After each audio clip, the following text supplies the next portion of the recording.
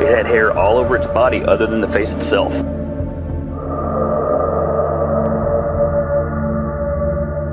There are, in fact, 4 different types of, what we think of as Sasquatch or Bigfoot.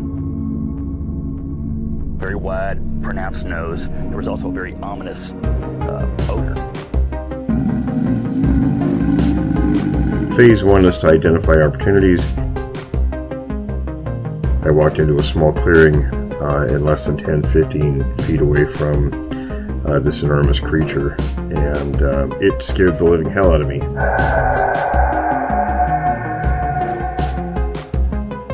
Phase 2 is conducting investigations both of witnesses and locations. The size of the thing, it was 4 or 5 feet across the shoulders.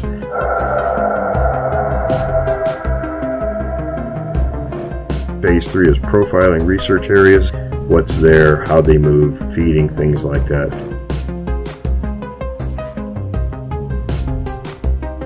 About 8 feet tall, I guessed around 800 pounds. It was massive. I had no idea that anything like that existed.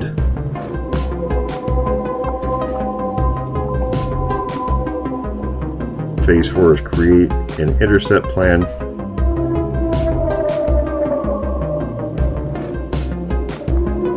I decided to shoot in the air to see if maybe it would scare it off. Phase 5 is the intercept and resolve the issue phase. It didn't do anything, didn't react, and then I heard a noise from my right rear, and from out behind some brush come another one and walked over by the first one. That's when I decided to do what the dog did. I took off running. Welcome to Witness of the Unknown. Hello everyone. I've got a very interesting guest today. His good friend Wynn from the Flathead Nation in western Montana. Wynn, how you doing, buddy? Not too bad. How about yourself? I'm good. There's been quite a few things going on in your part of the country for some time now, and I guess people are always interested in hearing Native people's take on this whole subject. And it wasn't always that way, but I think people are a little smarter these days and want to listen to the folks that have been around a little bit longer than most people in the country. So, and a lot of people mistake what Native people, how they view the Sasquatch, I think. Wouldn't that be correct? Yeah. Yeah, he's more a lot of people think it's, the friendly big brother and all that stuff. And no, that's not even close. A lot of people think, Bigfoot's a big brother to natives. That's, I don't not quite the picture, is it? No, it's not. You're just a person. Yeah, I know it's a little bit different for every location and group, but let me give us your take from your part of the country. What do your folks have to say in terms of their outlook about these things? Well, my parents, my dad seen one a long time ago in Minnesota somewhere. He never really liked talking about it, but he's seen one. My mom, she's never seen one, but she's seen a footprint when we were little. Mm-hmm. We were half picking, and me and my brother looked down, and we're like, whoa, it's a big foot, and my mom seen it, and she made us all get back in the truck really fast, and that's, only thing she ever knew about Bigfoot. Yeah, so apparently she knew more than she was saying. Oh, yeah, she heard all the stories and stuff about, Bigfoot and stuff when she was growing up. Now, how do the tribal elders, view these things? Everybody believes in them. We're just supposed to leave them alone. Yeah. Well, I think that's probably pretty smart. Yeah. We're not supposed to go out looking for them or, taunting them or just respect them. Leave them alone, leave us alone. Right. But me, I must be one of the dumb ones because You've had a little experience with them. Yeah, I know where a family of them lives, and well, let's talk about the first time you had an encounter with one. Well, the first time I didn't know it was one until I seen this, my first, kind of second one. Uh-huh. Well, what happened the first time? I mean, what were you doing, and kind of how did it lead into that? Well, the first one I seen and didn't know what I seen until, I seen one in daylight. But me and my cousin Dusty, we worked at a slaughterhouse. We had to do the cleanup when everybody was done, clean tables, get blood off everything, and we had this big old bend outside where the bones and fat and extra meat that wasn't good and went into this big old dumpster. Mm-hmm. And it's always been there, and we always parked in the back, not too far from that. I never paid, just I figured out this is where the thing was eaten that night after we seen it, after my cousin seen it. Anyway, we were leaving. We got done for work. We were leaving. We just got on to Terrace Lake Road, and we just started getting going, and this huge buck jumps in, crosses the road in front of us, and me and my cousin were both big hunters, and we wanted to see that thing, so yeah. We noticed it jumped in the field and went across, and we knew there's a road behind there. So we went behind there and was looking. My buddy had this spotlight, or my cousin had the spotlight, and he was checking around, didn't see nothing on the left side that he was on. So we turned around, and we turned around and started looking on his side again, on his left again, and he just he pushes the brake, and his truck is a manual. He steps on the brake and it kills the truck. And I'm like, what are you doing? I'm trying to look what he's looking at, and I kind of lean forward, and I could just see past his face a little bit, and I see these two huge red eyes, put up in this tree, and I'm like, what is that? That can't be no owl. Right. That thing's way up the tree, and he freaks out and drops the spotlight to the plug into the ashtray. It's dangling on the door, outside of the door, and he starts the truck and puts it in first, and we're just hauling Bud out of there in first gear, and I can hear his truck just, ramping out hard, like, man, you got a shifter, you're going to blow your truck up. And he's just screaming, sucked up to the wheel. I'm like, what is going on? And, it took him quite a few years to tell me what he's seen. And after I seen mine, then, I started doing some digging and stuff, and I found out their eyes glow red, and that hit me. He's like, that's exactly what he's seen. So I called and was like, hey, you need to tell me what you've seen, and, stop beating around the bush. Mm-hmm. He's like, I don't know what I seen. All I know, it was tall, big, and hairy. And I was like, well, how? And he said, it was standing next to the tree, peeking around it. He's like, I could see its shoulder, its head, and part of its leg. Yeah. I'm like, well, okay, well, you seen Bigfoot. He's like, I don't know. I'm like, well, that's what I've seen. Right. And, a few years after that, I don't know how many years this has been quite a while ago. I was deer hunting up here, and it's called North Crow Canyon. And there's always big bucks running up around there. You just got to catch them. Mm-hmm. It's kind of an open spot. When you first get in there, halfway through it's open, and you catch monster bucks running through there sometimes. But I didn't see anything going through that clear cut. Then you get to the tree line, and this tree is all the way back. It's only like a mile long, and the rest, when you get to the end, it's a trail. You walk up, you can go pretty far. But about halfway through there, I was coming around this corner, and I remember just watching the road, because I remember there was a big rock somewhere that you had to kind of squeeze by. But out of the corner of my left eye, I just caught something, moving. Mm-hmm. And I just, kind of looked over, and there I was, just standing like 15 feet off the road. Big, huge guy. Like, when I looked over, he had his hand, like, he's had his hand around this tree. Had to have been 8 inch round tree. Good Lord. He had his hand on that, and his other arm dangling, like, kind of to his knee, and just, like, you know, kind of startled look. Yeah. And, watch me go by.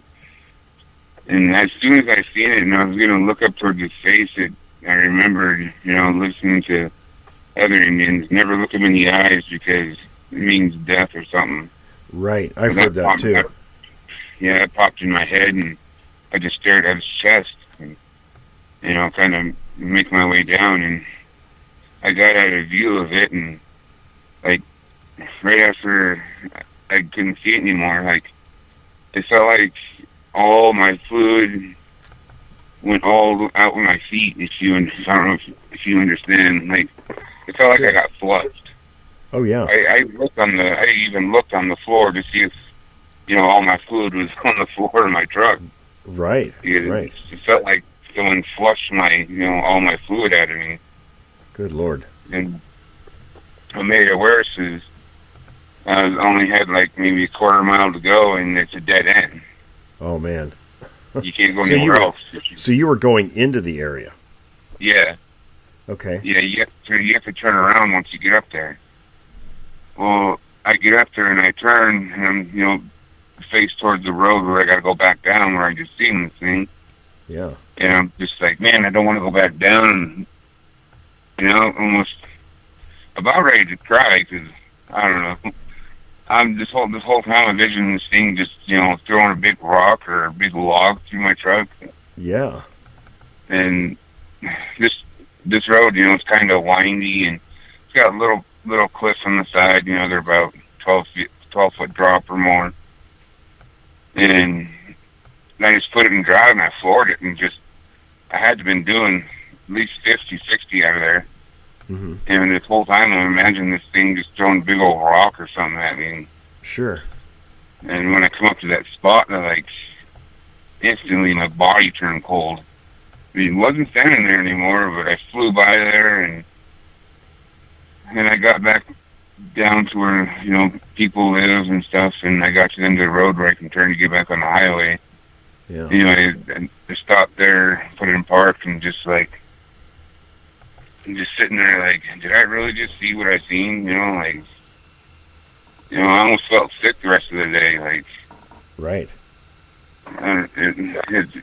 It's something I never experienced, and I don't ever want to experience it again, but I being stupid and doing it. It's a pretty traumatic experience. Yeah. I mean, once you get them in, once you see one, you can't stop. You feel like you have to see more of them. Yeah, I think there's kind of a mixed feeling. You sort of dread doing it, but you kind of get pulled to do it. You know what I mean? Yeah. Yeah, not too many people think, they're up here in Montana, but I know where there's a bunch of them. I mean, me and my cousins are into, ever since I've seen that one, I look around more and I listen to more things, Mm-hmm. Like, me and my cousin, I swear to God, we heard two of them fighting. Like, really? What kind of? Yeah. How would it sound like? It just sounded like two huge, imagine two huge gorillas just going at it, screaming and growling, and we were up cutting wood, and they were, I don't know, a good half mile downhill, and it sounded like a herd of elephants running through the trees. It's just, wow. You can hear stuff snapping and breaking, and me and my cousin were just sitting there looking at each other like, should we finish this or go home? Yeah, I hear you there. I think I'd have to think twice about sticking around too, Yeah, it literally sounded like, it just felt like they were right there too. Yeah. How long ago do you think that was? 3 years ago. 3 years ago. Do you remember what time of year it was? It was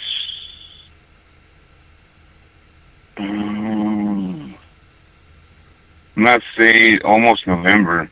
Okay, so it was in the fall. Yeah, snow. Yeah, we went up to cut wood and we were cutting in snow. I remember that. Okay. Because it was the first. Yeah, it was the first snow, and we wanted to feel snow, I guess. So we just went up in snow and cut wood. Yeah. It's easier to spot dead trees when it's snowing, I guess. Yeah. There was an interesting story that I can't remember if you told me or I heard it and we talked about it once. There was an older gentleman that was actually grabbed and taken off his front porch by one of these things. Oh, yeah. You want to talk about that? Yeah, that was, I was reading online. It was in the 70s. Okay. The town was called, they called it Indian Town. It was in Mission, St. Ignatius. Only like 10, 15 miles from where I live. Okay. You know, just down the highway. Yeah. Well, I was reading that story. These Indians were having trouble with this thing, you know. It kept taking stuff off their porch or stealing its dog's dog food or, you know, just always messing with them. Mm-hmm. And so the guy, you know, got tired of it. You know, started taking shots at him when he'd see him and, you know, yelling at him, you know, just trying to keep him away. Like, they knew they were there. Nothing they can do about it. Mm-hmm. So, you know, he'd shoot at him, you know, throw stuff or, you know, just making this thing mad. And one night he was sitting on the porch and he got... I'm trying to remember exactly how it went. It was a while ago when I read it. Yeah. He was sitting on his porch with one of his kid or grandkids, and he just got ripped off the porch by it, and it drug him out into the trees and stuff, into the wood. And the wife, but anyway, they waited a day before they even went to look for him, and they got a few guys together and stuff, and got guns and went and looked for him. And that, like, I guess that morning when they found him, he was just beat to mush, I guess. But he was still alive when they found him. Good Lord. But he beat up so bad, like, they're saying on there they tried to move him, but they'd go to move him, and they just felt like he was mushy. Like, every time they'd move him, scream. A lot of broken bones and things. Yeah. And they took him to the hospital, and he died in the hospital. Good Lord. So, you know, they heard that he died in the hospital. So all those men, they got a few more men, they went after it, and they shot it. They're saying they shot it at least 10 to 15 times. They know they did. Yeah. But they could never find it, you know. So they don't know if it died or not. Yeah, they said there was a lot of blood around, but they could never find it. But it never came back, though, either. Wow. Yeah, I looked for a while to see if I could find that in, like, a paper or something, but I couldn't find it. Now, you had a chunk of wood thrown at your truck not long ago. Yeah. Tell me about that. I think I'd be a little unnerved by that. I have the picture you sent. Yeah. Well, that family, Bigfoot that I always went up and messed with, I think I might have made him mad that night. What? Tell me what happened. How did it start out that evening? Well, I went up to where they usually cross over to get on. I know where their trail is and where they go and all of that. So I was sitting in the middle of their trail, and me and this girl, she didn't believe anything of it. So I said, "Well, come with me. I'll prove it to you." And so we were sitting on their trail, and I could hear something behind my truck. It sounded like it was underneath of it. I was like, "Man, there's got to be one underneath of it." And now I'm starting to get scared. Like, man, what if he just jumps up and drags me out? So we're sitting there, and I had my window cracked, you know, about 4 inches, and I grabbed my pistol and I just shot in the ground once, and didn't hear anything after that. Then it just started, like, you could hear branches snapping everywhere and stuff. I'm like, all right, they're getting too close. So I started the truck and backing out, and it's just pulling forward, and I hear boom. And she looks at me, and I was like, yeah, we're going. And the next day I went up there, and there's just no, somebody cut a tree and left a piece of the log still there. Uh-huh. It's about, I don't know, 6-7 inches, around. Yeah, it was that one. It was about 2.5 feet long, but it was sitting on the road right where I was turning around. Yeah, it gave my truck a pretty good dent. Yeah, that's kind of the signal to leave, I think. Yeah, when you start hearing them all over, then it's time to go. So, what kind of activity have you had up in that area? A lot. Like, honestly, I could have shot one night, but I couldn't do it. Yeah? What stopped you from doing it? Just them killing me. Yeah. Because this one didn't know I could see it. Like, I found another group of 3, and they're out there. They live, like, by the highway. Mm-hmm. Or they live, like, right by the highway. How I found out they were there, I was bugling, trying to find elk there. And I was bugling and stuff, didn't hear nothing, so I started cow calling. And out of nowhere, this loud cow call come from behind me. And me and my cousin were like, that's not a cow call. And I was like, I know. So I did it again, and It was just, it sounded like a cow call, but it was just too loud. Way too loud. Right. Mm-hmm. Yeah, I'm like, oh, I know what that's going. So we were sitting around a little bit, and kept cow calling, and he wouldn't answer back. So my cousin's like, watch this, and he hooted like an owl. And you get this little silent hoot, like, I don't know, you can tell it wasn't an owl. Sure. It was one hoot, and it was in the same spot that cow call was coming from. Mm-hmm. I said, let's get out of here so we can find some more elk, because, when I'm elk hunting, I don't care to mess with them. I'm looking for elk, not big feet. Sure, right. And I know they're around that area all over anyway, but... Yeah, you don't want them messing with your hunt. No. Oh, they messed up quite a few of my hunts. For a while there, I was blaming it on wolves, but now I knew what they were. Mm-hmm. But how'd they mess up your hunts? Just coming in. Yeah. Like, I'll have a bull, bugling back at me coming in, and all of a sudden it just goes quiet. Mm-hmm. Then see the elk running off, like, and I blamed it on wolves for a long time. Yeah. We were calling elk that night. It was at night, and it was full moon, and we were bugling. We had 2 of them bugling coming across the river, and my cousin was watching over there with binoculars. And before all that, they were bugling pretty good, and they shut up again, stopped calling. I'm like, what the heck, And my cousin was looking over on the other side with binoculars, and he's like, there's a guy over there walking. And I was like, what do you mean? He's like, yeah, there's a guy walking over there.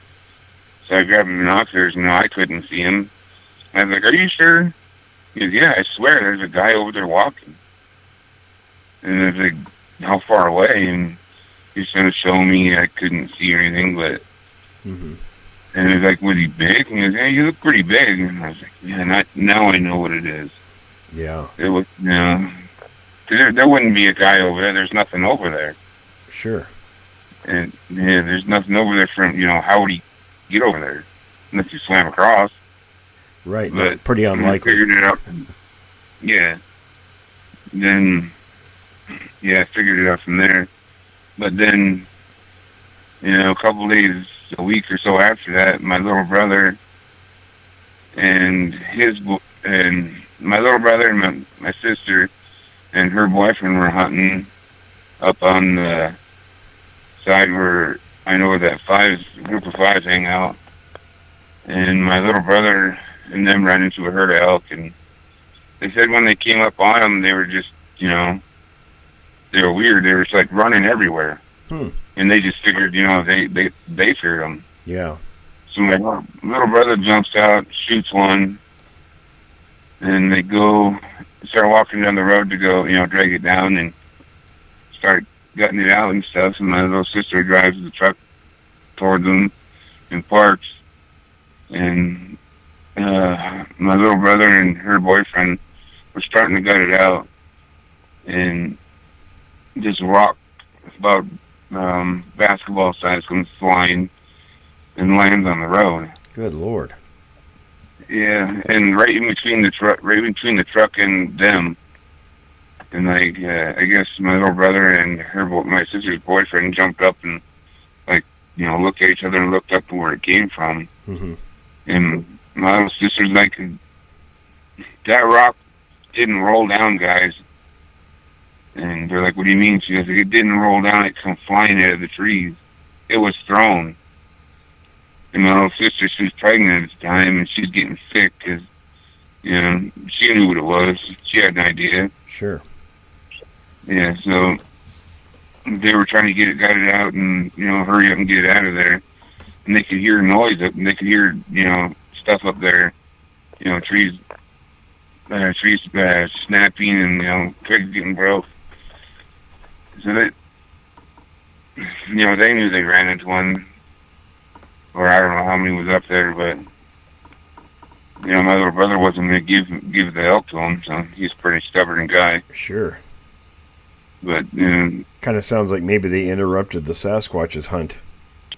Yeah, I told him, like, you guys interrupted their hunt, and, like, I was like, you guys are lucky you didn't go any worse than that. I was like, they could have, that rock could have landed on you. Right, absolutely. If they wanted to hurt you, they could have. That was a warning shot, trying to warn them off. Yeah, like, he was, they were trying to get you away from that elk. Yeah, right. And my little brother's like, that's my first bull. Ain't nobody getting it. Anyway, my sister's boyfriend stood there with a gun, pointing towards the tree line where they could hear something up there. Mm-hmm. Well, my brother finished gutting it out, and then when they were loading it, my little sister was, had the gun pointed up there, And that's all that happened to them. But that night I could have shot one was in that same area where I told you by the highway. Yeah, right. I went back down there a week or some, I don't know, a week or two after that, after the elk were done bugling. So I went and sat down by the road where this pole house is. It's like there's a gravel pit, then there's trees, and there's a gravel pit. And I was sitting on the edge there, and I could hear stuff behind me in the trees behind me, and I was just by myself, and I could see something moving up on the road. It was a good moonlight. Mm-hmm. You could see, and I had my binoculars out there, and it looked like a bear at first. It looked all hunched over, or all, like a bear would, how they walk and their backs kind of up. Mm-hmm. Right. It looked like a bear at first. And then it just, like, flattened out, like, just like, I don't know how to explain it. It looked like it just, like, dove and, like did a belly flop or something. Right. I was like, it could just that was weird. Just kind of stretched out on its belly. What he was doing was trying to crawl across the highway.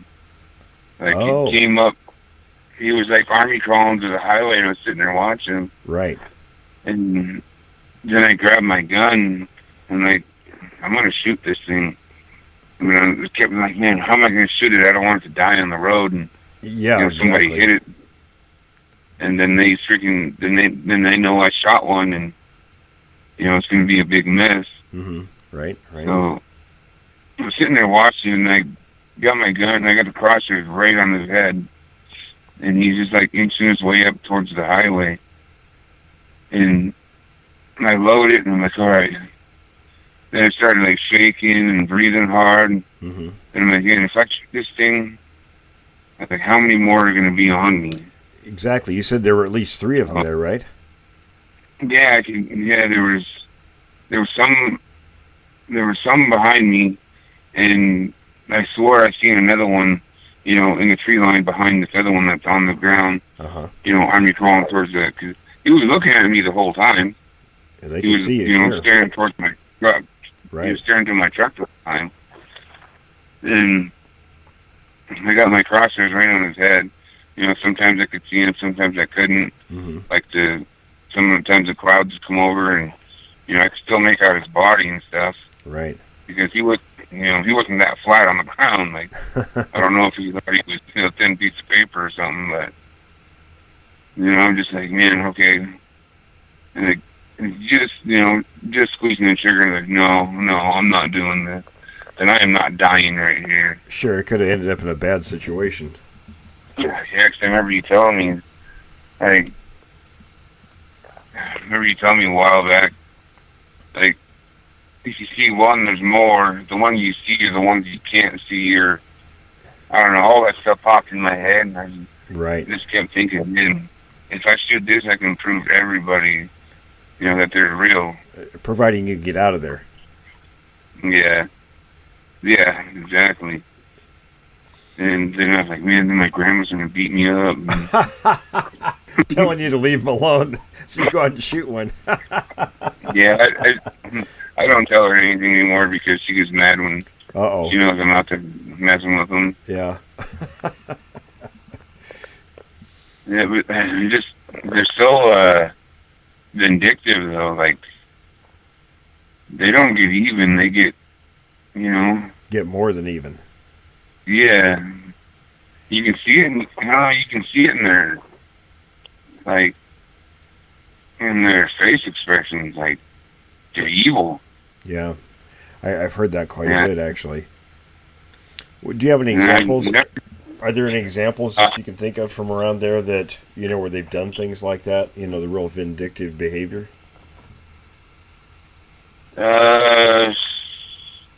Just throwing stuff in my truck. Oh, well, yeah, that's not a very nice thing to be doing, that's for sure. Mhm. And, a few years back, before all this, I seen the one up North Square Canyon. We were up hunting that boulder that's down towards the lake here. And me and my cousin were hunting up there. And this stick slapped the truck, Mm-hmm. And for some reason, like, I just felt like, we didn't run that stick over and it hit the truck. Right. Sometimes it happens, Oh, yeah. You run over a stick and it pops up, and, Yeah. me and my cousin was like, well, he didn't really think anything of it. He was, oh, whatever. But I seen that stick hit the truck sideways. And this was a long time ago. It had been like 7-8 years ago. But that's always stuck in my head, too, like, because it was dark out. It was actually pitch black when you're coming out. Because when you hit the taillights, when I seen that stick, hit the truck. Yeah.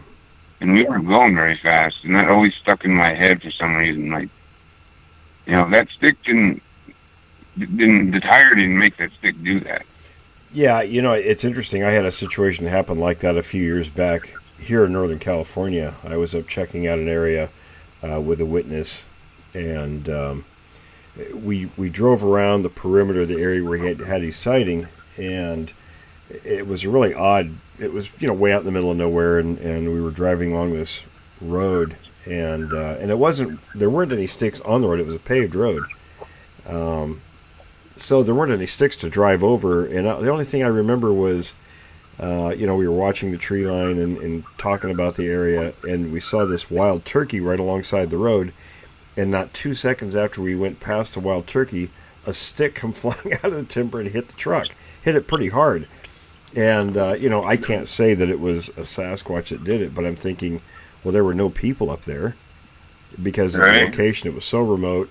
And I'm thinking the truck didn't hit anything. There was nothing on the road. It was pavement. So, and nothing fell out of a tree. It came horizontal. So, it kind of, pretty soon you run out of options, you know what I mean, of things it could be. Yeah. That's exactly how I felt. Like, when you hit the brake light and I seen that, it was a pretty long stick, about 6-7 feet, long, but it was pretty skinny. Yeah. It hit the truck too hard and, too straight to, have the tire. Right, absolutely. If it picks it up and slaps the truck, it's usually straight up and down. Yeah, especially if you're used to driving out in the forest and you run over things. After a while, you get to be pretty familiar with how things react. So you know what is supposed to be and what isn't supposed to be happening. Yeah. Naturally. Yeah, that always stuck with me, like, for a long time. And I don't know why I did. It just wasn't right to me. Yeah, you ever wonder, if it was one throwing a stick at you, why it would have done it? I mean, I always think to myself, okay, if this happened, how come it happened? We did have an elk and a white-tailed buck in the back of our truck. Oh, well, there you go. It could be a little, telling you a little message saying, hey, I want that. Right. You sent me a picture not long ago of a juvenile track. What's the story behind that? Oh, that was up McDonald Lake. Yeah, a lot of people go up there. It's like a tourist spot. Me, my brother, my two brothers, and our kids, we were just up squirrel hunting. Just driving around, having fun with the kids, letting them shoot squirrels and stuff. And as crazy as that day, we were going up there. It's just like the best spot for squirrels, Squirrels everywhere up there. And we were going up there. We didn't see it on the way up, but when we got up there, we noticed this guy from Texas was camping there. And we're like, whoa, man, not many people camp up here unless they're from here, because there's a lot of bears up here. Sure. So, I was driving, so I told my brother, let's go talk to this guy and make sure, he knows what he's doing. I don't want this guy being on the news eating. Yeah, no kidding. And we went and talked to him, and like, hey, man, how you doing, and all that, and I was like, there's a lot of grizzly bears and stuff around here, right? And he kind of looked at us real funny. Yeah, I grew up around here about 12 years ago, and, had this real Texan accent and all that. Yeah. And I'm like, okay, he talked to him for a while. He was an awesome guy. Yeah. Good guy. And he had this little dog with him, like a little, I don't know what it was, just a little tiny, not real tiny, about, I don't know, 15, 20-pound dog. Sure. And we talked to him for a while, and we were heading out, and we started going back down, and my younger brother had to go to the bathroom, so he stopped. And as soon as he gets out, he's like, whoa. And me and my other brother were like, what? You check this out. And I got out, and my brother got out, and yeah, there was a footprint right there where he just stepped. And he's like, is that a footprint? And I walked up, I was like, yeah, it's a footprint. Wow. And, yeah, it looked pretty good in the picture. And he goes, just my little brother, like, yeah, it's just probably somebody up here. Because there's a lot of people up there. And I was like, no, look at it. Look how deep that is. And he's like, what do you mean? I was like, look. Like, look how deep it's in the ground. Like, look, that's a lot of weight. And for the size. Do that. For the size, yeah. It was only a few inches long, right? Yeah, it was only maybe like 6 feet, about 6 inches long. Yeah, but I know. about You had your hand 4 next to inches it. wide. Yeah, you had your hand next Yeah. to it. I'm thinking, wow, that's pretty small. Yeah. You know, the only reason you could tell is because of how wide it was. Right. You can only make out about only one. I think the pinky toe you can only make out.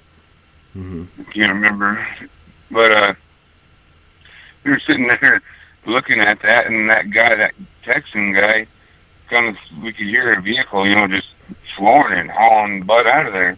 Wow. And he comes flying up, stops right in front of our slides and stops right beside us, and he's holding his dog, and he's like, "You guys must be what do you say?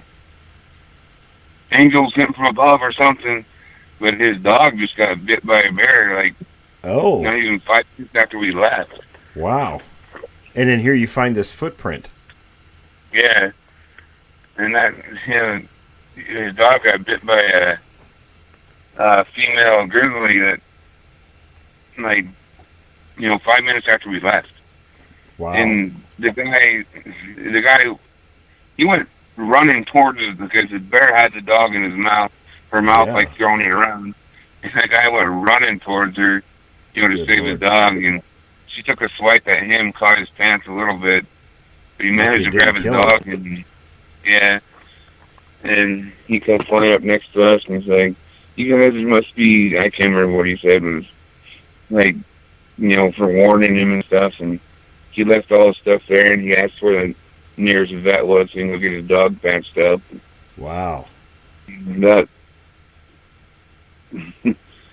yeah, that's what went on that day. Do you ever Yeah. wonder if it was a Sasquatch instead of a bear that got the dog?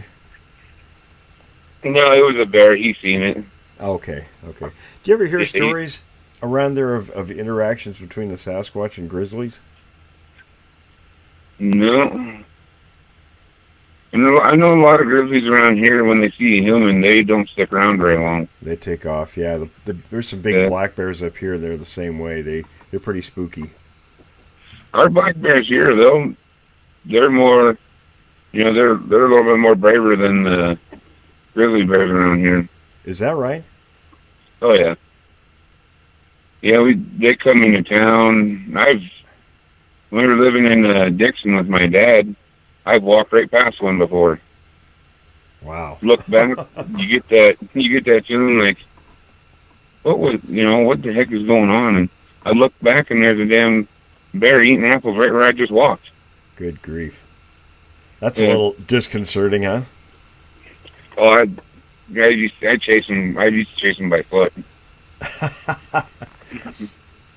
There's an area up north here where one of my favorite areas I go to, and there's just a ton of, and they're really big black bears. They're on average, 350, 400 pounds. And I see them all the time, every time I go up there. And they always, just take off as soon as they see a person. Yeah. I don't know, our black bears are pretty comfortable with people. Because around here, nobody shoots them. Well, and that's a growing problem. See, I think a lot of animals are like that now. You know how it used to be everywhere. People would shoot at just about anything, and these days it doesn't happen so much. So animals don't really have much of a reason to be afraid of people. Yeah, well, being an Indian growing up, we're not supposed to shoot them. We were just always told when we were younger, Indians don't shoot bears. Is that right? Yeah. That's what I was told. Because there's never been a record of a Native American being attacked by a bear ever. Yeah. And they're supposed to be brothers to us. Okay. Well, that makes sense if they don't attack. I mean, yeah, I've honestly never had a problem with a bear ever. yeah, I can't say that I have either. I as a kid, of course, there were beehives that the bear was interested in, but when I was 9 or 10, I'm just pretty close to being face to face with a black bear. It was coming up a trail out of a swamp that we had back near the river on our property, and and I was maybe 5 feet from it, and I just yelled, "Bear, run!" and my sisters took off. But there were a bunch of beehives a friend of my dad's had there, and the bear tore the beehives up. Wanted the honey. Didn't want little kids, thankfully. Well, when we lived with my dad in Dixon, we lived right next to the river, like 200-300 yards away from the river, and it was in a lot of parts were like thick. I don't know, thick, like those like leafy trees, skinny leafy trees. Yeah. Like really, really thick, and there's always bears in there. Mm-hmm. Like almost every night we'd be chasing a bear out of our yard. Good grief. Yeah. We used to see how close we could get to them. I was interested, this area up here that I was telling you about, I think the bears are so spooky because there's a real history of Sasquatch activity in that area, and I think anything that even looks, like, well, because Sasquatches generally resemble us in terms of standing upright and all that, and I almost wonder if sometimes that isn't what's really going on, because they seem to be terrified. And I grew up in Washington State, and the bears weren't quite as spooky in the areas where I used to hike and hunt and everything, but down here, they seem like they're scared to death. I mean, if you're upright walking on two legs, they'll about practically break their necks to get away from you. And right. I kind of wonder if that isn't what's going on in that case. Yeah. Well, I know there's a lot of deer, like in the Ronan area, there's deer in town. Like, they live in town. Yeah. They don't want nothing to do with, like, up in the woods. And that's, like, even the farmers are begging people to come shoot the deer in their property. Really? Wow. Because they won't leave. I don't know how many farmers I've helped out. Any thoughts on that? I mean, why they hang around like that, or? I got a few ideas. Because it's right along the Mission Mountains, and that's a lot of mountain to cover. Oh yeah, big country. If you ever come up this way, I don't know if you've ever been here, but our Mission Mountains are huge. I've been through Montana a few times, and I definitely want to come and visit you. Yeah, I can show you some spots that are pretty good. So it's mostly. Oh, go ahead. It's mostly from we're only like 2 hours away from Spokane, Idaho. Yeah, you're close. And yeah, and they're mostly down like towards the west, like down in Dixon and down towards St. Regis, and they're in those areas. Yeah, but they're moving more this way though. They're starting to come farther. Yeah, it's probably got to be food driven. I'm sure. Yeah. Yeah, we have a lot of animals on this reservation. Yeah, you guys have a really nice area when it comes to wildlife. That's beautiful country too. Yeah. A lot of people think about Montana. They think that just it's flat. Well, it's not. Yeah, right. They think about the eastern part, with the plains. Yeah, and where we live, we have mountains everywhere. Oh, that's some really rugged country. Oh yeah. Well, you've been doing some nosing around that area. Have you heard many accounts people have had with these things? A lot of people are tight-lipped around here. They don't talk much about it, huh? No. Just one lady, I don't know if I believed her or not. She just, I don't know, I didn't know who she was and stuff. And I mentioned something about Bigfoot, and she told me a story where her and her dad used to have a little ranch up in St. Ignatius Mission. The same spot where that guy got drug off his porch. Yeah. Her and her dad were horseback riding up in the missions, and they came to this spot where you couldn't take your horses anymore because there was rock shale, and they were going up to this little hidden lake up there. And where they tied their horses down was a flat spot. She said this happened in the 80s, early 90s. Mm-hmm. But when they came back down, they couldn't find their horses. So they started walking the trail down, and they said maybe 200 yards from where they tied up their horses were tied up in trees. Tied up in trees? One was tied upside down, and the other one was hanging by its back legs. Oh, now that's interesting. Yeah, still alive, they weren't dead. Wow. Yeah, she said they looked like they seen a ghost. Well, think of the strength it would take to pick a horse up and tie it up in a tree, especially upside down. Yeah, and just the one thing that gets me is how do they not hear it? I mean, the horse is gonna, scream, kick, do whatever they can to get away from something like that. Sure, absolutely. But I don't know how far they were though. It's just she just told it to me like it was something that happened every day, like like she had no expressions or nothing about it. Yeah, that's unusual. You'd think a story like that would really spook somebody. Yeah, and she just told her me and my dad, we went up there and did some fishing and stuff. Come back and our horses were hanging upside down. Hmm. And it was just like that. I'm like, okay, anything else? Like, and when you tell someone a story, you want to try to get into it. Yeah, right. And one was hung up by its saddle, the horn, and the stirrups, or whatever, was hung up kind of upside down. She said one of them was bleeding from the nose. It's been there so long. Mm-hmm. And the other one, it wasn't all the way hung up. Like it was strung up by its feet, but its neck was still on the ground. That's weird, huh? Yeah, I was at the casino, and I think there was a game they just put on, or something. Sasquatch came up, and then she told me that story. Wow. Yeah.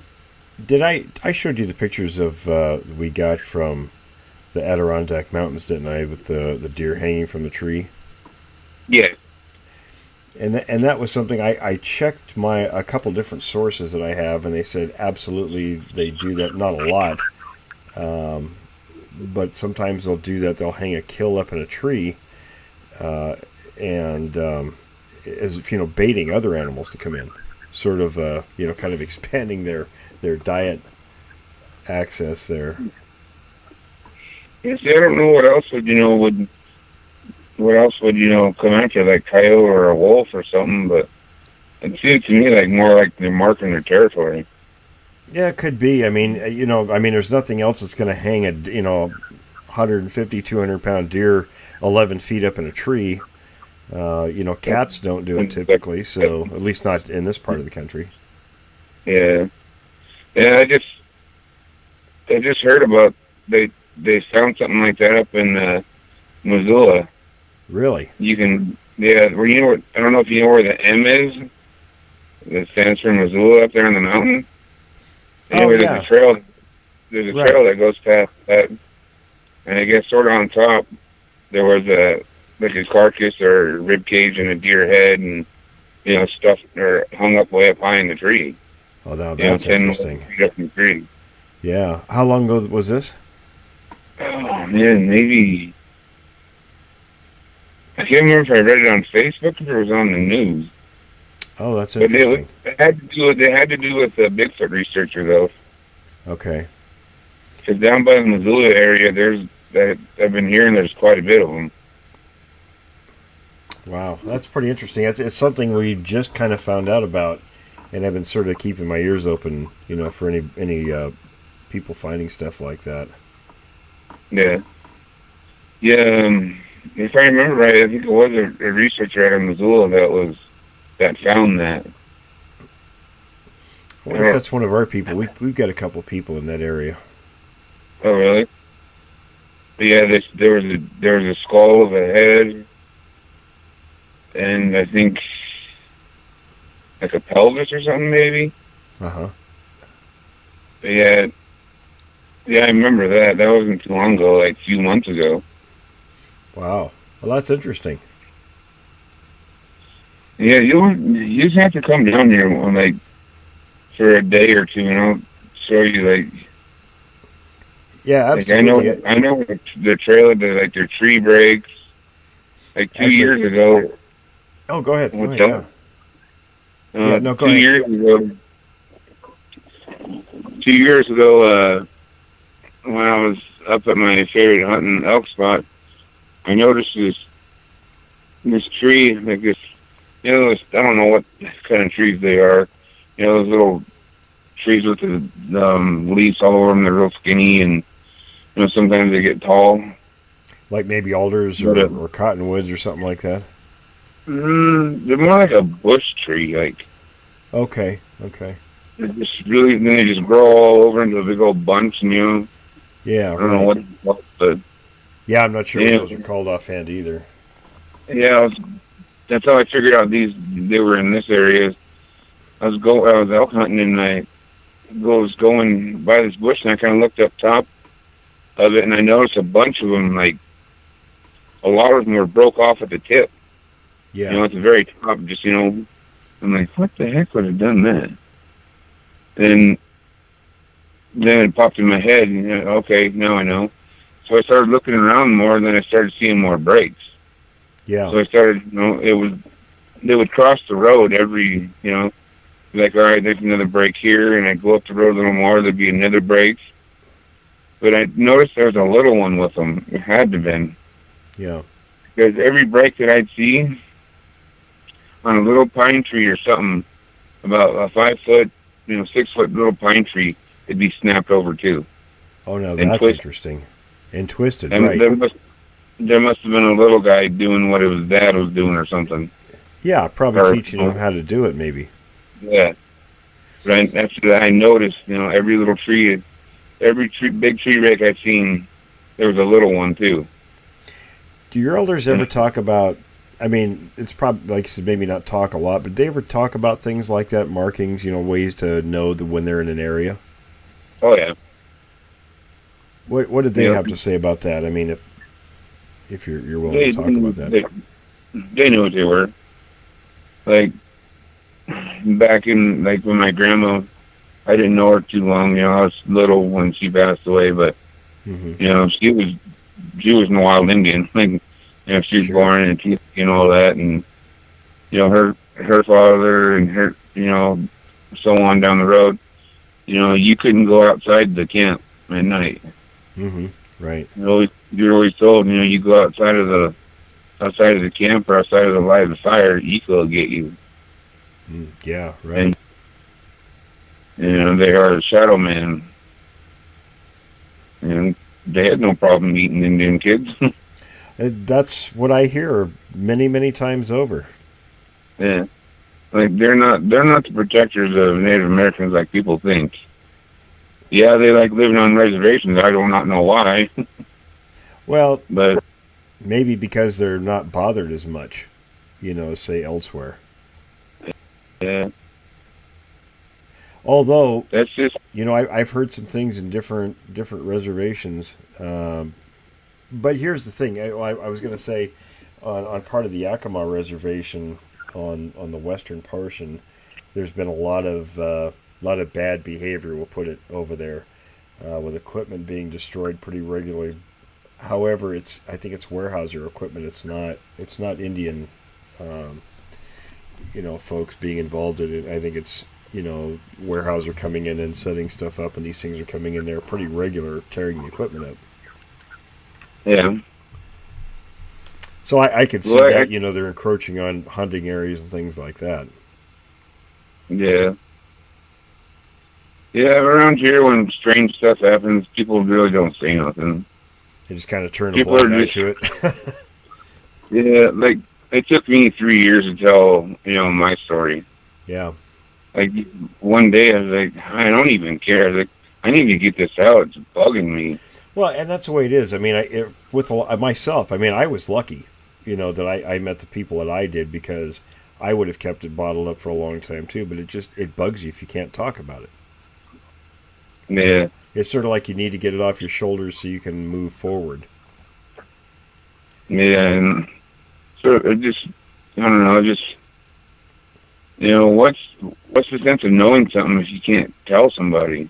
Yeah, exactly. What really makes you mad is when someone looks at you like, were you drunk or high or something? And they don't know what they're talking about. Yeah, that really makes me mad. It's like, I just had no one to tell, and I just didn't want to, tell somebody, hey, this is what I seen, and my brother, he still doesn't believe, like, I don't know, he's like a half in, half out, like, yeah. I took him to places where, you hear some stuff, like, it make your skin crawl, but I got to see one to believe one, and if I see it, I'm shooting it. I was like, if you shoot it, I'm leaving you here. Well, maybe he really doesn't want to know. You know what I mean? Some people just kind of, it just is too much for them, and they don't want to face it. Yeah, well, his whole thing is, man, if we shoot one, we'll be millionaires. No, we won't. You shoot one, we'll probably be locked up somewhere. Yeah, that's very true. I mean, I think it's very different than what most people think would happen. Because I did a lot of research and stuff. People that actually seen them and had proof. What is their proof never comes up. Yeah, I was going to tell you, there was another native fellow who was a friend of mine up in Alberta. In fact, he joined us recently. I don't know if you heard Chris talk about on the show, but he told me there was a story recently up in his part of the country that I think one was killed, and the whole thing, I think the tribal members in that area just covered the whole thing up. They didn't let anything out. It was actually filmed and everything. Maybe that's what it was. It was filmed and it wasn't killed or something. I'd have to go back and look at the details of what he told me, but he's looking into it. But it's pretty interesting that nobody wanted to talk about it. It was just covered up, the whole situation. See, that's how it would be around here. Yeah. Like, I killed one. Like, my tribe would come after me and be like, hey, you're going to bury this thing and you're going to shut your lips. Yeah, I think that would happen in a lot of places, to be honest. Yeah, like, I don't know. I always thought if I shot one, it wouldn't be same. Like, there'd be so many native Indian people that'd be, so pissed off at me. Yeah. They exist. Why would you do that? Like, yeah, true. Oh, but I see what it was. I was sorry. I was just looking at his text. It was in Oklahoma, and there was some kind of it was a video that showed a Bigfoot at dusk rummaging through industrial garbage bins or something like that, and the whole thing was shut down, and it was on a reservation. So yeah, I remember hearing about that. Yeah, they wouldn't let the videos out and stuff. Yeah, it's pretty interesting. I mean, yeah, there was more than one. There was like 3 or 4 of them. Something like that. Yeah, I remember hearing something about it, but there wasn't a lot of information that was put out. Yeah, they didn't want a bunch of researchers and stuff over there, so they were... Well, can't blame them for that, Well, listen, we're just about out of time. Any final thoughts? Anything you want to say, tell people? If you think you want to see one, you don't want to. Yeah. It changes your life. It does. Like, it changes your life pretty bad. And like, I don't go hunting, and like, before I seen one, I used to go hunting and sleep out in the woods or sleep in my truck. Yeah. If I got on an elk and I didn't get him that day, I'd sleep in the woods or in my truck until the next morning. Yeah, absolutely. I don't do that anymore. Yeah. When it's dark, I get out of the woods. I remember reading in one of John Green's books years ago as a teenager that, after I had my first encounter, I read his books, and there was a story in there. Or it wasn't a story. It was information, and I can't remember what tribe it was from, but where the Indians talked about and this was from many years back. This was way back, I think, when settlers first started coming into the Northwest, that they were told, or that the Indians said, that our people don't go out at night, and if they do, they're on the ridge tops only, never to go in the valleys, things like that. Mm-hmm. And it makes sense, because when you look at hunting patterns, that's where the game is at night. They come down, and they're up higher during the day because of the airflow. They want to stay above where they can smell predators coming. So you have to know the airflow. Yep. Yeah. It's really that'll change your life, and you won't like it. And you really won't. You're always like, I used to be really comfortable in the woods. Like, yeah. I felt like nothing. It was my peaceful spot where I go. If I wanted, if something was bugging me, I could go in the woods and walk around. Just dink around. I used to be the same way. Yeah, and you can't anymore. Once you know what's out there, you just can't do it. Yeah. Once you see one, it scares you so bad to where, I don't know, like, even the biggest gun, you could carry a 50 cal, and that's still not enough. Yeah, I think it makes you always kind of look over your shoulder. You can't really relax out there. You're always looking over your shoulder.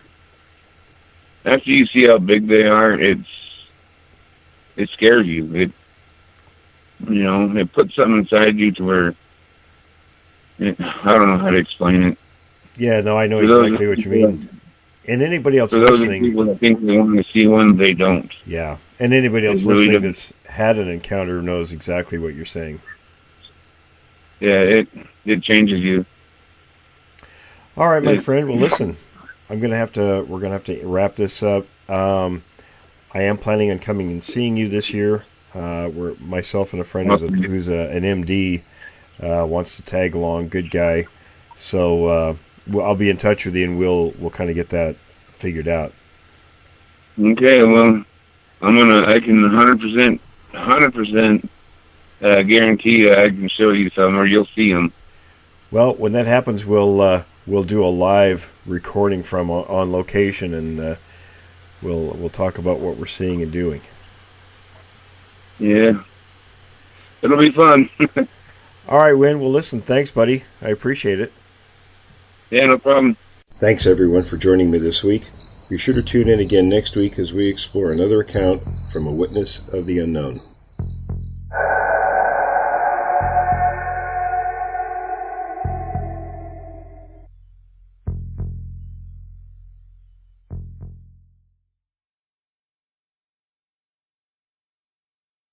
She goes, it didn't roll down, it come flying out of the trees. It was thrown. And my little sister, she was pregnant at the time, and she's getting sick because, she knew what it was. She had an idea. Sure. Yeah, so they were trying to got it out and, hurry up and get it out of there. And they could hear noise up, and they could hear, stuff up there, trees snapping and, twigs getting broke. So they knew they ran into one, or I don't know how many was up there, but, my little brother wasn't going to give the elk to him, so he's a pretty stubborn guy. Sure. But, kind of sounds like maybe they interrupted the Sasquatch's hunt.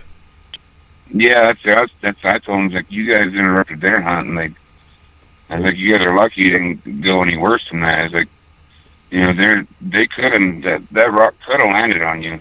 Right, absolutely. If they wanted to hurt you, they could have. That was a warning shot, trying to warn them off.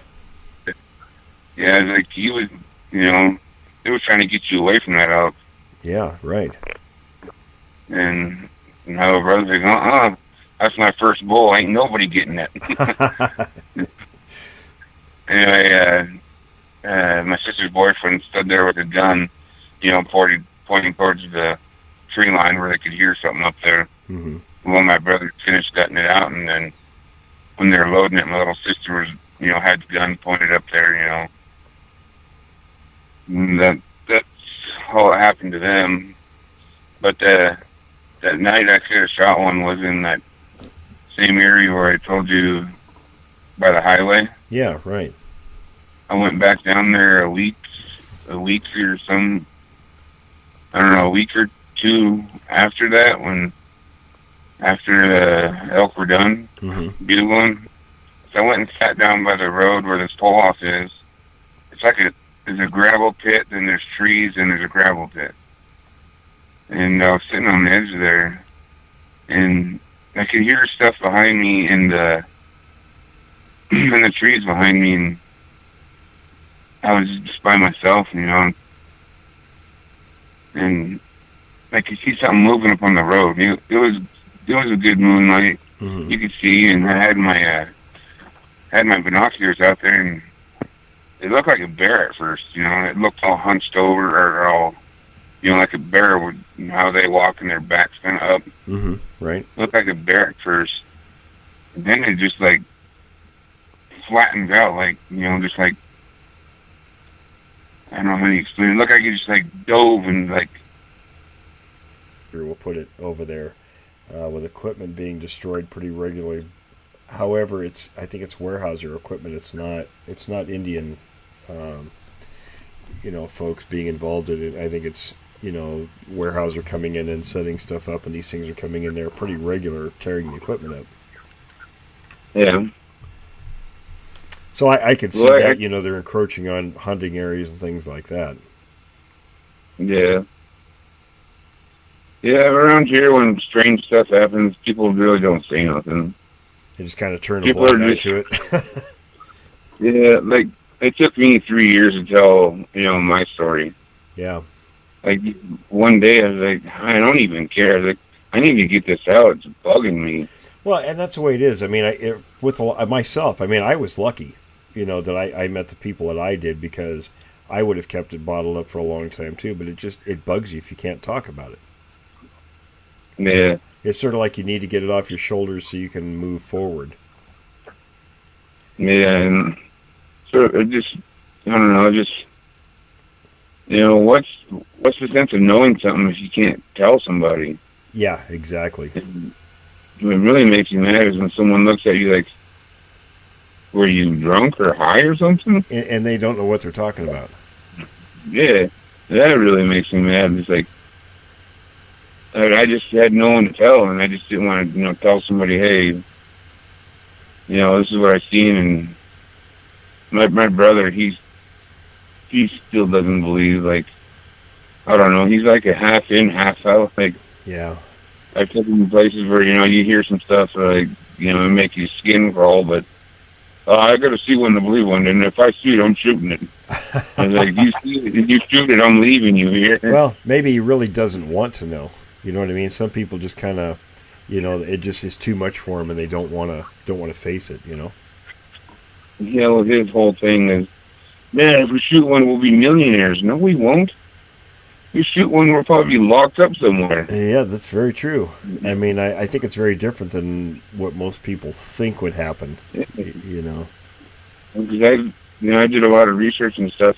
People that actually seen them and had proof. What is their proof never comes up. Yeah, I was going to tell you, there was another native fellow who's a friend of mine up in Alberta.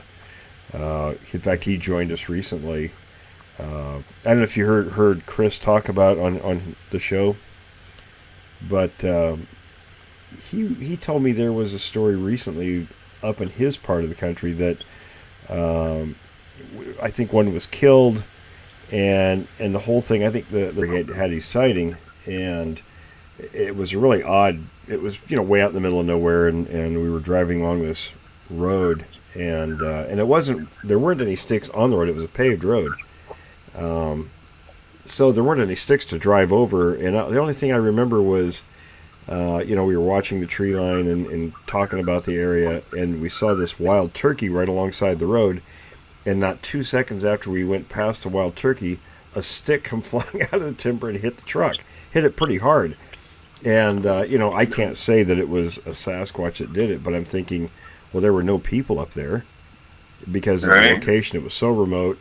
And I'm thinking the truck didn't hit anything. There was nothing on the road. It was pavement. So, and nothing fell out of a tree. It came horizontal. So, you kind of, pretty soon you run out of options, you know what I mean, of things it could be. Yeah, that's exactly how I felt. Like when you hit the brake light and I seen that, it was a pretty long stick, about 6, 7 feet, long, but it was pretty skinny.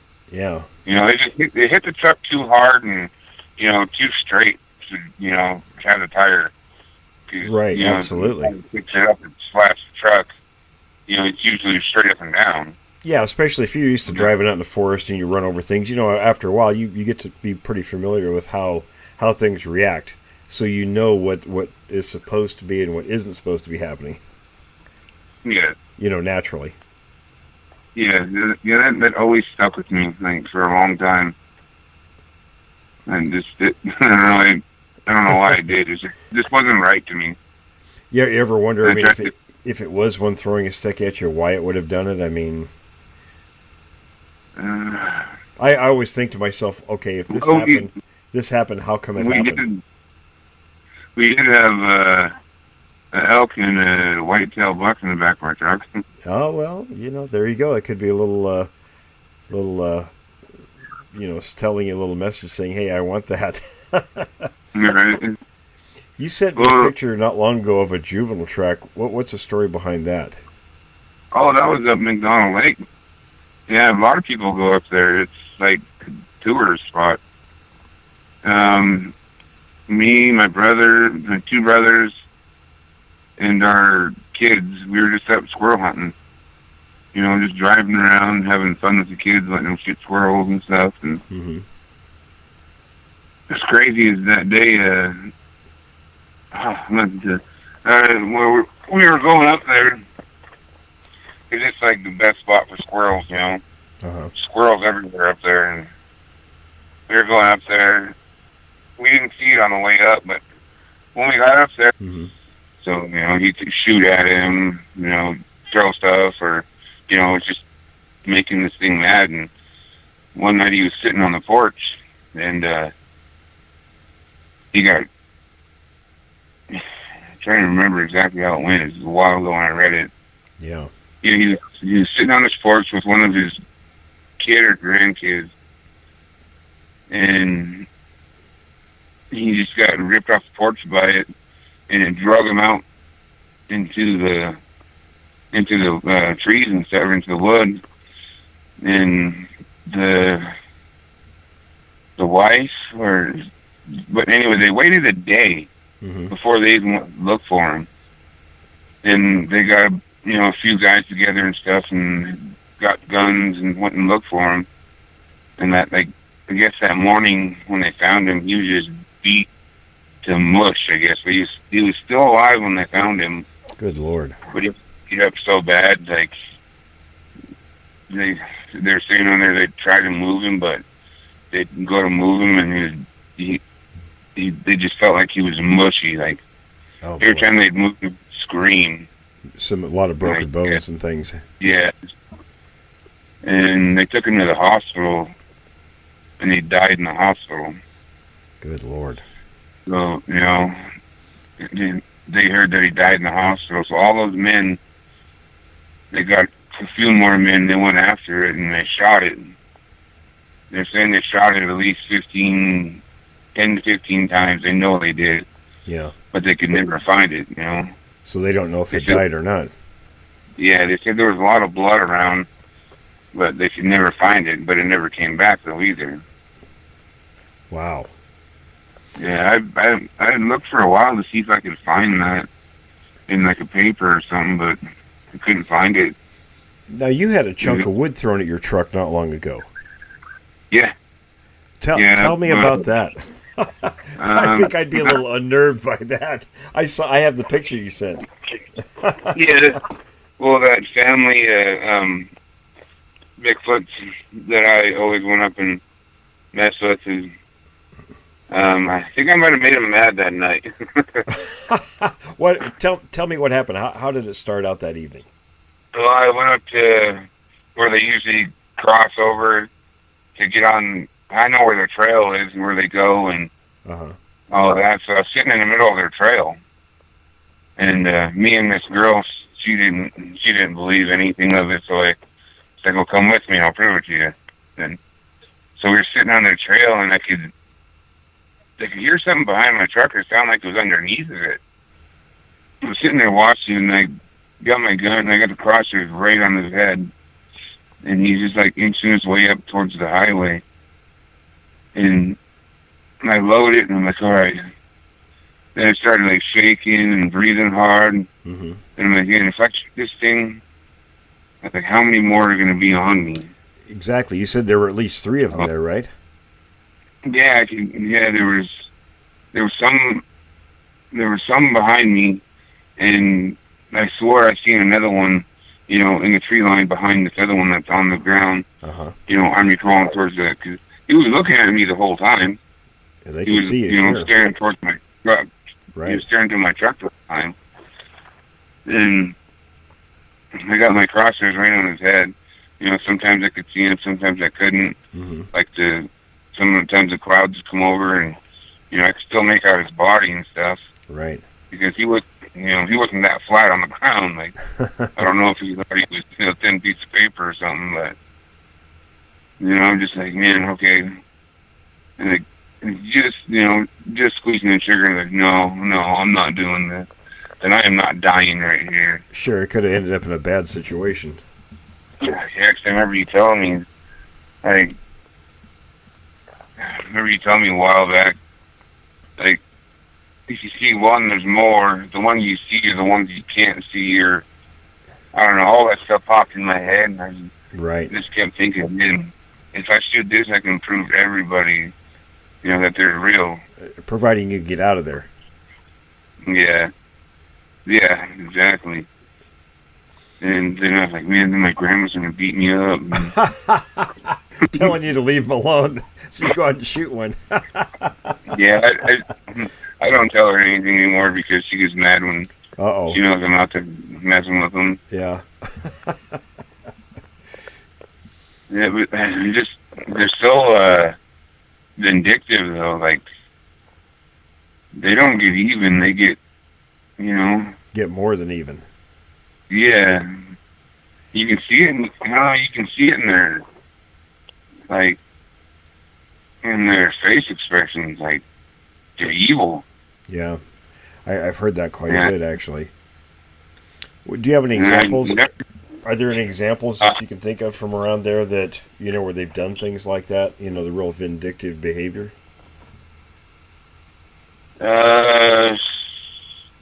Just throwing stuff in my truck. Oh, well, yeah, that's not a very nice thing to be doing, that's for sure. Mm-hmm. And, you know, a few years back, you know, before all this, with one of his kid or grandkids, and he just got ripped off the porch by it, and it drug him out into the trees and stuff, into the wood.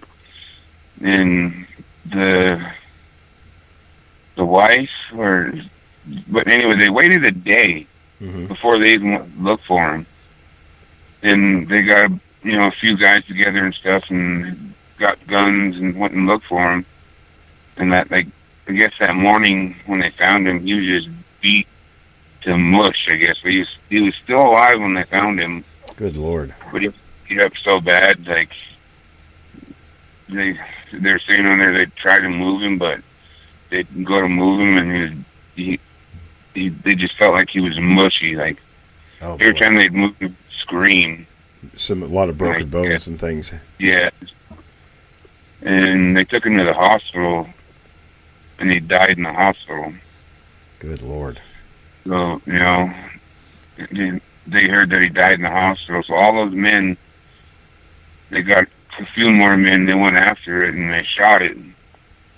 They're saying they shot it at least 10 to 15 times. They know they did, Yeah. but they could never find it, you know.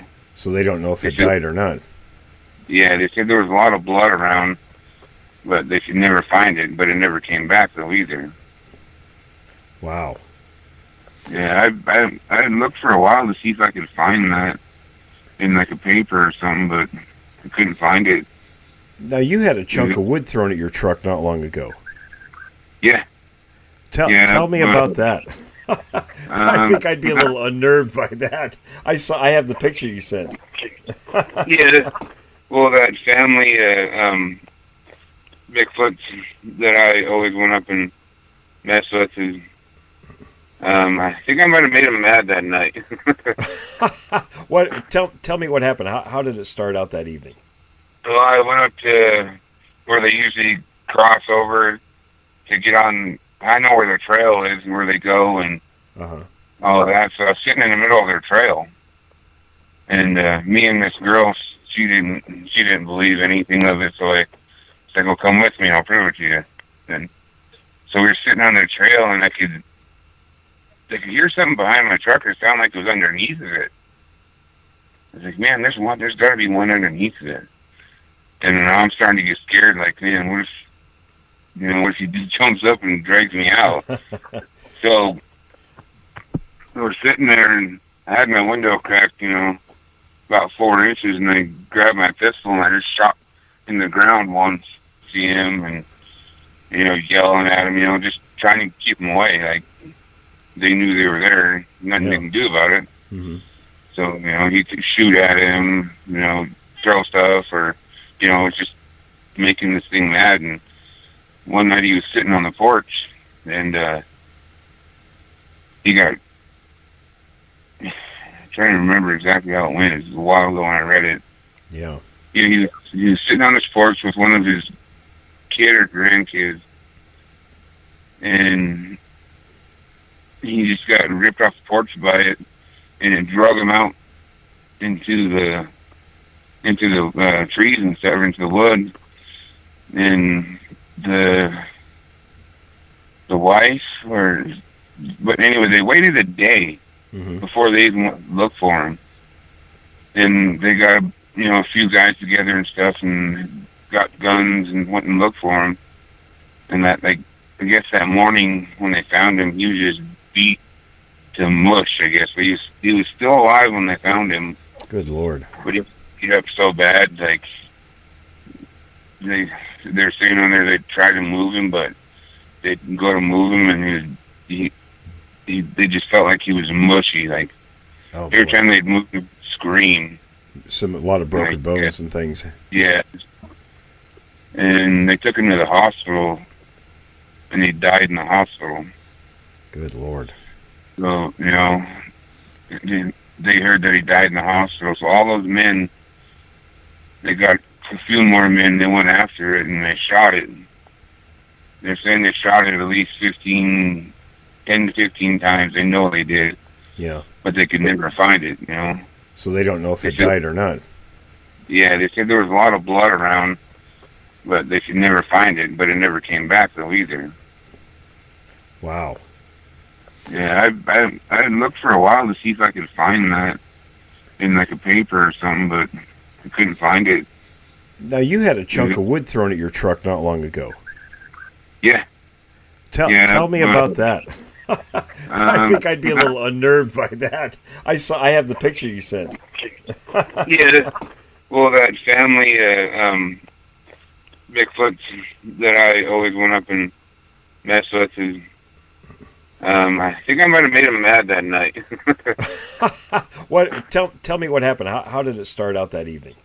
Well, I went up to where they usually cross over to get on. I know where their trail is and where they go and all of that. So I was sitting in the middle of their trail, and me and this girl, she didn't believe anything of it. So I said, "Well, come with me, and I'll prove it."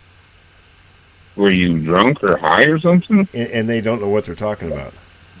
Yeah, that really makes me mad. It's like, I just had no one to tell, and I just didn't want to, tell somebody, hey, this is what I seen. And my brother, he still doesn't believe. Like, I don't know, he's like a half in, half out. Like, yeah, I took him to places where you hear some stuff like it make your skin crawl, but I got to see one to believe one, and if I see it, I'm shooting it. I was like, you shoot it, I'm leaving you here. Well, maybe he really doesn't want to know. You know what I mean? Some people just kind of, it just is too much for them, and they don't want to face it. Yeah, well, his whole thing is man, if we shoot one, we'll be millionaires. No, we won't. You shoot one, we'll probably be locked up somewhere. Yeah, that's very true. I mean, I think it's very different than what most people think would happen. You know. Because I did a lot of research and stuff. People that actually seen them and have proof. What is their proof never comes up. Yeah, I was going to tell you there was another native fellow who's a friend of mine up in Alberta. In fact, he joined us recently. I don't know if you heard Chris talk about on the show, but he told me there was a story recently up in his part of the country that I think one was killed, and the whole thing. I think the tribal members in that area just covered the whole thing up. They didn't let anything out. It was actually filmed and everything. Maybe that's what it was. It was filmed and it wasn't killed or something. I'd have to go back and look at the details of what he told me, but he's looking into it. But it's pretty interesting that nobody wanted to talk about it. It was just covered up, the whole situation. See, that's how it would be around here. Yeah. Like, I killed one. Like, my tribe would come after me and be like, hey, you're going to bury this thing and you're going to shut your lips. Yeah, I think that would happen in a lot of places, to be honest. Yeah, like, I don't know. I always thought if I shot one, it wouldn't be same. Like, there'd be so many Native Indian people that'd be, so pissed off at me. Yeah. They exist. Why would you do that? Like, yeah, true. Oh, but I see what it was. I was sorry. I was just looking at his text. It was in Oklahoma, and there was some kind of it was a video that showed a Bigfoot at dusk rummaging through industrial garbage bins or something like that, and the whole thing was shut down, and it was on a reservation, so they feared them. Yeah. So my little brother jumps out, shoots one, and they start walking down the road to go, drag it down and start gutting it out and stuff. And my little sister drives the truck towards them and parks. And my little brother and her boyfriend were starting to gut it out. And this rock, about basketball size, comes flying and lands on the road. Good Lord. Yeah, and right between the truck and them. And like, I guess my little brother and my sister's boyfriend jumped up and looked at each other and looked up to where it came from. Mm-hmm. And my little sister's like, that rock didn't roll down, guys. And they're like, what do you mean? She goes, it didn't roll down, it come flying out of the trees. It was thrown. And my little sister, she was pregnant at the time, and she's getting sick because, she knew what it was. She had an idea. Sure. Yeah, so they were trying to gut it out and, hurry up and get it out of there.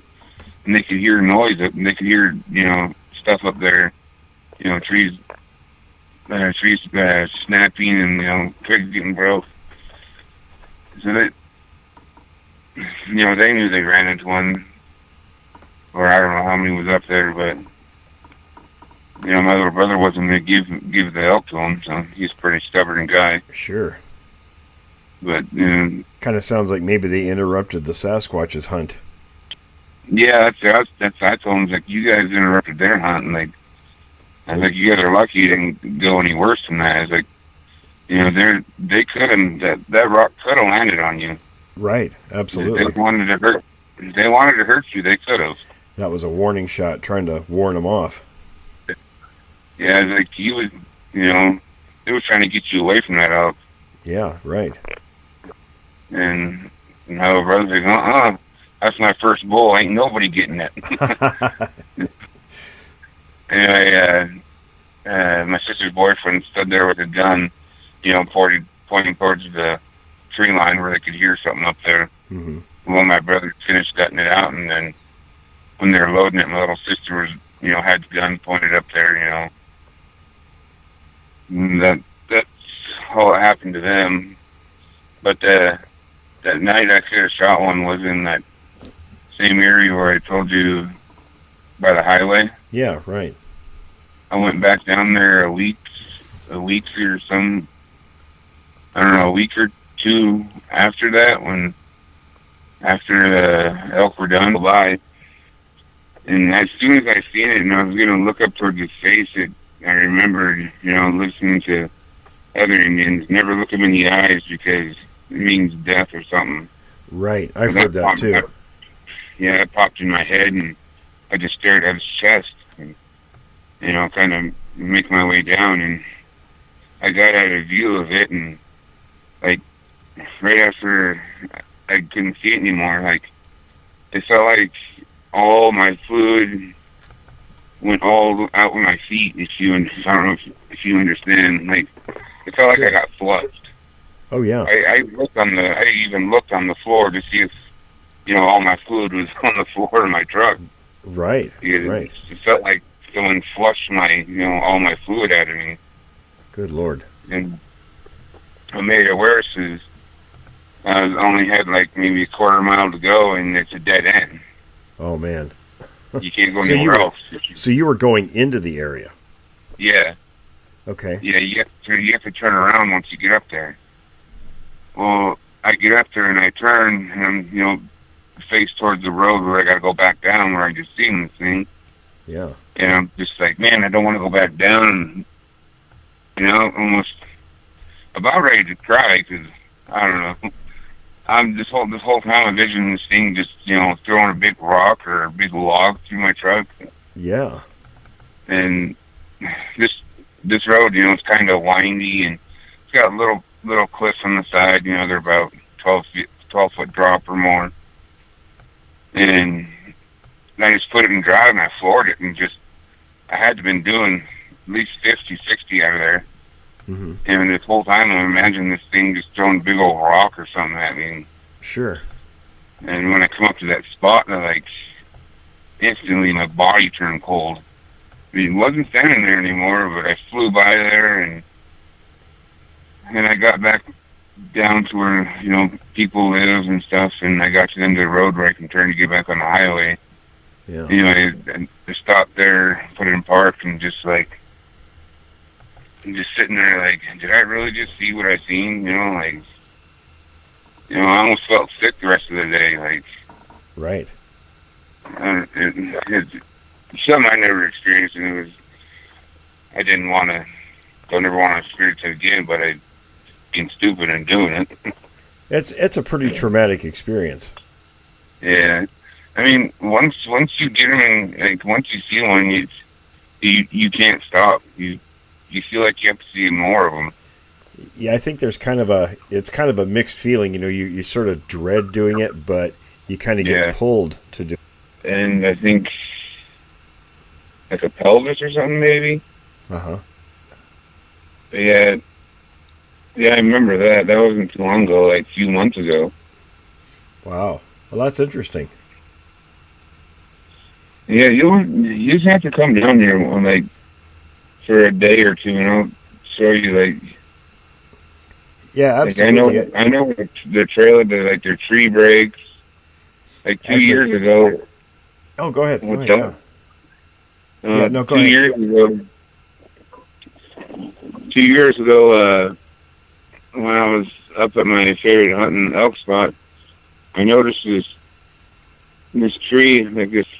I don't know what kind of trees they are. Those little trees with the leaves all over them. They're real skinny, and sometimes they get tall. Like maybe alders or cottonwoods or something like that. They're more like a bush tree. Okay. They just grow all over into a big old bunch, and Yeah. I don't know what, but yeah, I'm not sure what those are called offhand either. Yeah, that's how I figured out they were in this area. I was elk hunting, and I was going by this bush, and I kind of looked up top of it, and I noticed a bunch of them. A lot of them were broke off at the tip. Yeah. At the very top. I'm like, what the heck would have done that? And then it popped in my head, and okay, now I know.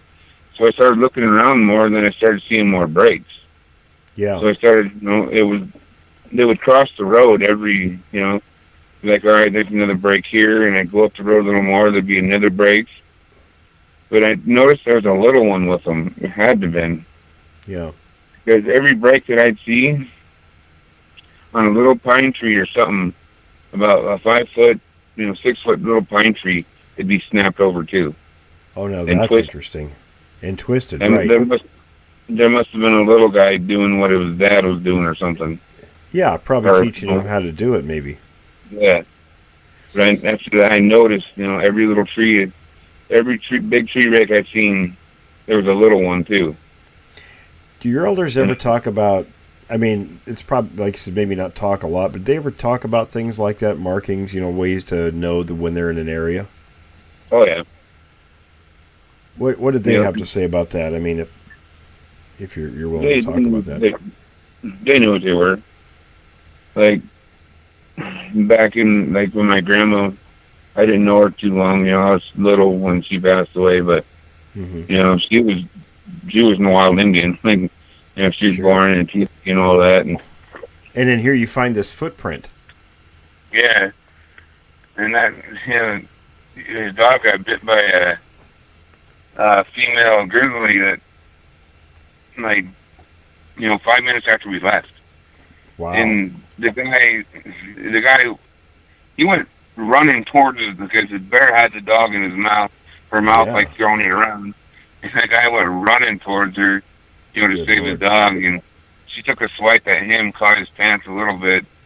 But he managed to grab his dog. And and he comes flying up next to us and he's like, "You guys must be," I can't remember what he said, was like, for warning him and stuff. And he left all his stuff there, and he asked where the nearest vet was so he could get his dog patched up. Wow. That, yeah, that's what went on that day. Do you ever wonder if it was a Sasquatch instead of a bear that got the dog? No, it was a bear. He seen it. Okay. Do you ever hear stories around there of interactions between the Sasquatch and grizzlies? No. I know a lot of grizzlies around here, when they see a human, they don't stick around very long. They take off, yeah. There's some big black bears up here. They're the same way. They're pretty spooky. Our black bears here, they're more, they're a little bit more braver than the grizzly bears around here. Is that right? Oh, yeah. Yeah, they come into town. When we were living in Dixon with my dad, I've walked right past one before. Wow. Look back, you get that feeling like, what the heck is going on? And I look back and there's a damn bear eating apples right where I just walked. Good grief.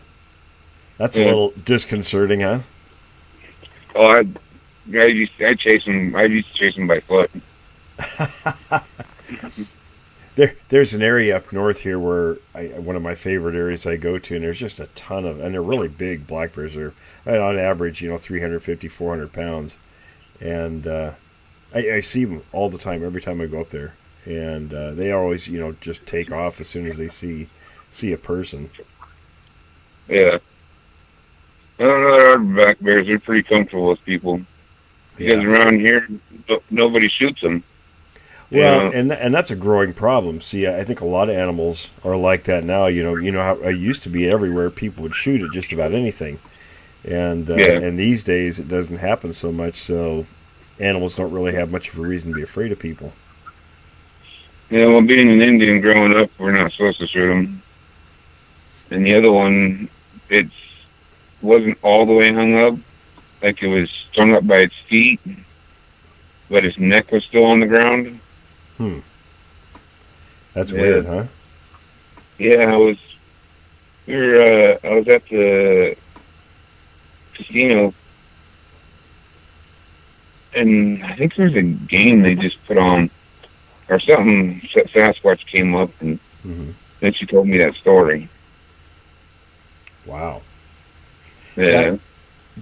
I showed you the pictures of we got from the Adirondack Mountains, didn't I, with the deer hanging from the tree? Yeah. And that was something I checked a couple different sources that I have, and they said absolutely they do that. Not a lot, but sometimes they'll do that. They'll hang a kill up in a tree, and as if, baiting other animals to come in, sort of kind of expanding their diet access there. Yes, I don't know what else would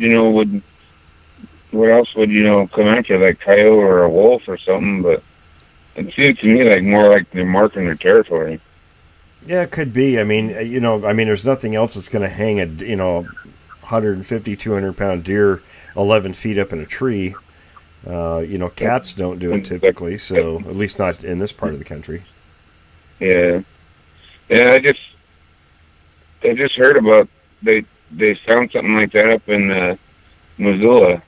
Really? You can, I don't know if you know where the M is. That stands for Missoula up there on the mountain. Anyway, yeah.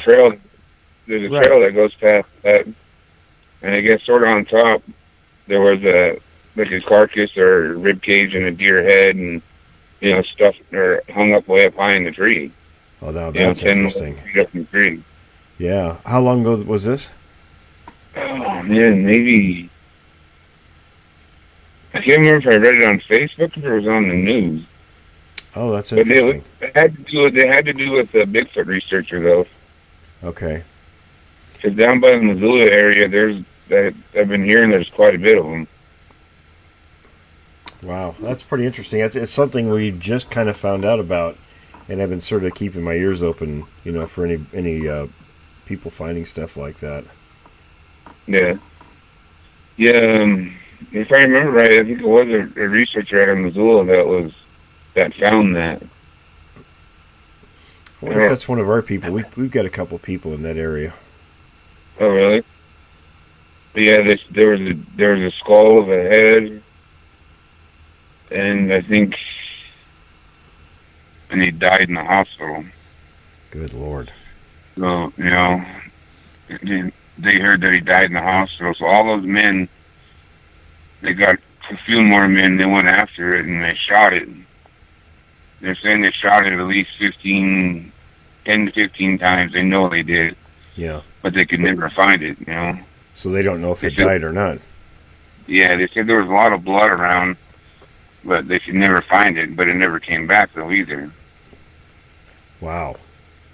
Yeah, I looked for a while to see if I could find that in, like, a paper or something, but I couldn't find it. Now, you had a chunk of wood thrown at your truck not long ago. Yeah. Tell me about that. I think I'd be a little unnerved by that. I have the picture you sent. Yeah. Well, that family Bigfoots that I always went up and messed with, I think I might have made him mad that night. What? Tell me what happened. How did it start out that evening? Well, I went up to where they usually cross over to get on. I know where their trail is and where they go and all that. So I was sitting in the middle of their trail, and me and this girl, she didn't believe anything of it. So I said, "Well, come with me, and I'll prove it to you." And so we were sitting on their trail, and I could hear something behind my truck. It sounded like it was underneath of it. I was like, "Man, there's got to be one underneath of it."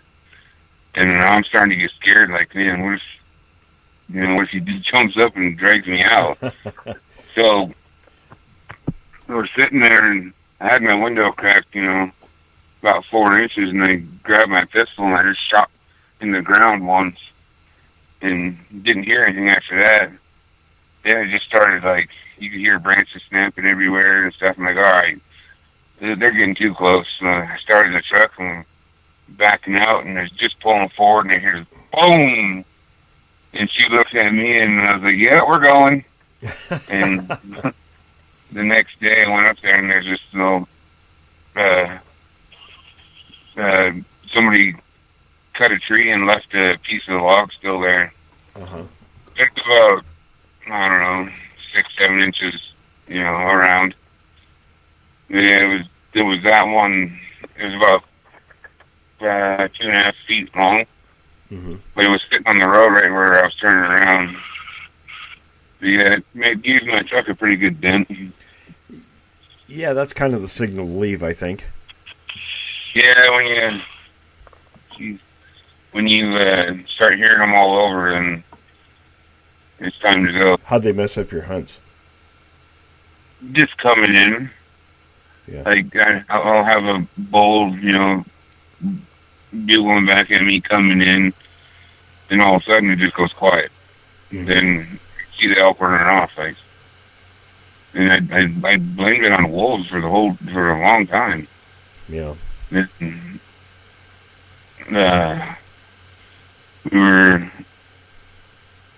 were calling elk that night.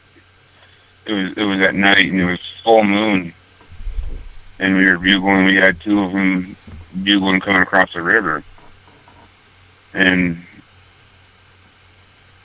my cousin was watching over there with binoculars, and before all that, they were bugling pretty good, and they shut up again, stopped calling. I'm like, what the heck, And my cousin was looking over on the other side with binoculars, and he's like, there's a guy over there walking. And I was like, what do you mean? He's like, yeah, there's a guy walking over there. So I grabbed the binoculars, and I couldn't see him. I was like, are you sure? He goes, yeah, I swear there's a guy over there walking. And I was like, how far away? And he's trying to show me. I couldn't see anything, but... Mm-hmm.